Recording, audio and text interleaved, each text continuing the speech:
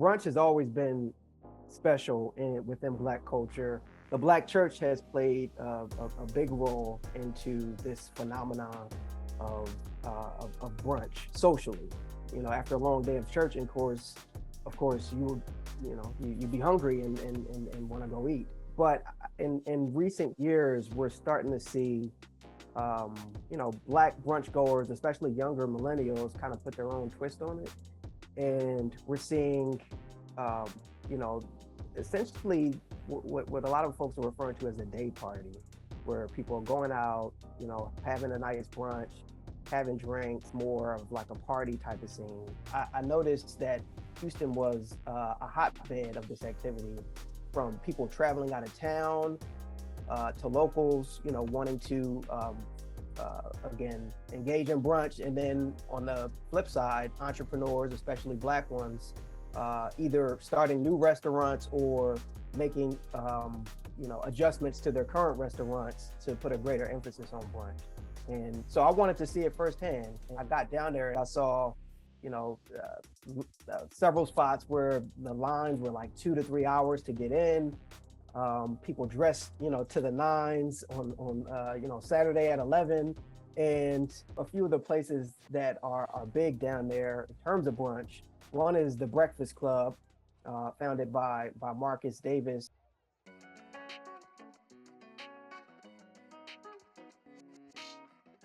Oh, my title. Titles are such a lie for me. But if I have to have one, it's Chief Steward. Right? I believe entrepreneurship is about being entrusted, and this is something that the community has entrusted me with. And so I have a responsibility of doing what's right with it. And we started this in 2001, October 2001, almost 21 years ago. His, I guess, specialty is catfish and grits. He lovingly referred to it as the catfish as the steak of the lake. And he really has built a reputation for himself and really made this a tourist destination, if you will, within Houston. I spent some time talking to Marcus while I was down there, and this is what he had to say. In 1999, when I started working on this concept, I looked and saw that there was a wide open market in terms of breakfast, a wide open market in terms of breakfast with substance, and a wide open concept, a market in terms of sexy breakfast. And so as a result of the market being wide open, my definition of entrepreneurship is filling a void in the marketplace that the marketplace is calling for consciously or subconsciously. And there was this huge void, not only in Midtown Houston as a whole, and as I looked even further, there was a void across the country. So as a result, jumped in, got it started. And I had done a little homework to see what people wanted, what people needed, what people were asking for, and what people weren't asking for but still would enjoy. And it was, this crazy thing we call breakfast and brunch. It's a very homey type of restaurant. It has an old-fashioned feel. The seats are a little worn.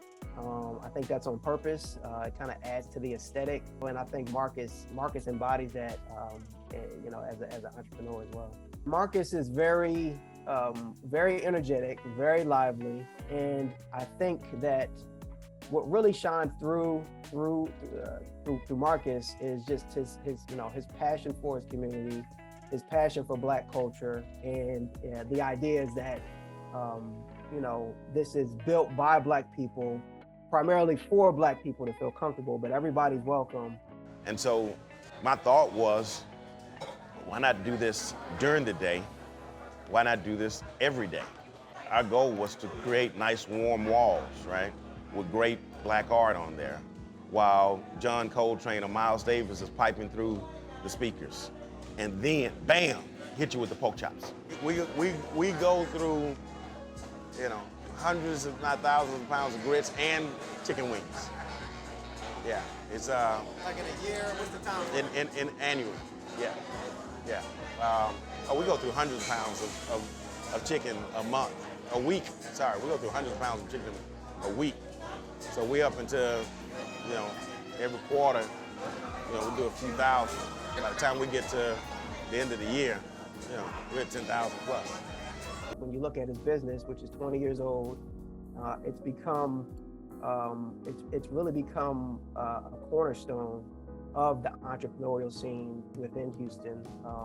A lot of people there, other entrepreneurs I spoke to, give their respects and pay homage to the Breakfast Club. And I've even spoken with other entrepreneurs in different cities who said Marcus has inspired them as well. It's like, wow. And then, I've realized the impact that we've had across the city, across the state, across the nation in inspiring folks to go into restaurant, breakfast, brunch, make it live, make it appealing, make it sexy. It reinforces, keep doing what you've been doing. A word of caution to entrepreneurs: when you allow competition to dictate who you are, who you become, then you're no longer yourself, right? Now that doesn't mean don't evolve, that doesn't mean don't innovate, but do it as a result of being an entrepreneur, not as a result of what somebody else may do. I enjoy it, right? I'm a competitive person, right? So I enjoy engaging in the competition. I enjoy engaging in the competition for the sake of growth for everyone. I'm clear about what a rising tide does. It lifts all boats, right? And so I would be hypocritical if I wasn't interested in the growth and the success of other Black businesses, right? Because again, it's what lifts the knee of the oppressor off of the neck. The Breakfast Club is considered one of the pioneers in terms of Black restaurants and that focus on brunch in Houston. Lucille's is another, elder restaurant as well. They were started about 10 years ago. Their chef their founder is Chris Williams. He's also a chef. Chris was not in town when I was in Houston. He was actually in Canada getting ready to open up another restaurant. My sense is that he's very methodical. He's strategic. He keeps a pulse on market trends. And I think the thing that really stood out is that he values keeping that entrepreneurial legacy strong within his family. Again, that was started with his great grandmother, Lucille. He has other expansion plans as well. And so, he's an entrepreneur who really, is not just focused on the numbers, but focused on the experience. I got a chance to connect with him on video, and here's some of what he had to say. I don't want to say that it's simple, but it's the you incur the least amount of risk doing brunch just because of the nature of the ingredients that you're using. Financial risk, because you're using eggs, flour, orange juice, champagne. Like, those are the basic things, right? It makes sense just from a financial perspective to focus on a brunch thing because the cost of entry is so much lower. Cost of sustainability is so much lower because you're dealing with small, cheaper ingredients. And then the challenge is to make them delicious, to make them beautiful, and to make them consistently. You don't really have to, reinvent the wheel like, you have to do for your dinner menu. Like, you really got to make your statement. Brunch is, you just need to be consistent, you need to be well priced, and you need to have a good ambiance and great service to sustain it. 6 months ago, they said, you know what, we're doing it Saturdays and Sundays. Let's try to see what the crowd is like on Fridays. And so they ditched their lunch menu, replaced it with a brunch menu, and sales are up 40% from essentially brunch versus lunch. With the pandemic, our working life has changed, which is why, you see more people like Friday, that we do Friday brunch as well, because not many people are working on Fridays anymore, at least in office. So there's more opportunities for people to enjoy that day drinking and all that kind of stuff. And again, it's as people are seeing, like as restaurants are getting hip to it, it's good business sense. So it makes good sense to market that part of your business. Well, as you can imagine, the restaurant industry is already tough. You know, the margins aren't super great. And when you're a Black restaurateur, it can be even tougher. You know, trying to figure out, okay, what, you know, how do I stay true to myself, but also not isolate anyone? There's historical segregation within the industry.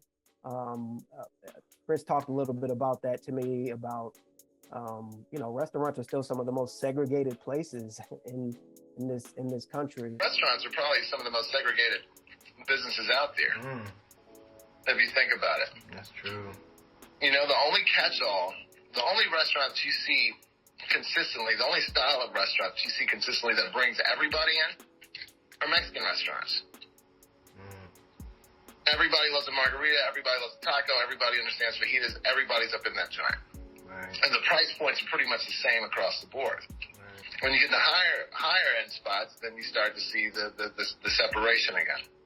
And I think, I don't know this, but I just think, it's probably not good for me to say it, but that there's the reason why a lot of restaurants didn't want to participate in like these, you know, the Houston restaurant week thing, which are discounted meals and all that kind of stuff, is because they didn't want to compromise their existing clientele by letting in a different, as they would see it, element of a different socioeconomic status. But now with this awakening, this Black awakening, and the, you know, and the country's awakening of the power of Black dollars, they either, I mean, it's a reckoning. It's like either you wake up or you get out. But honestly, like, the more inclusion, the better.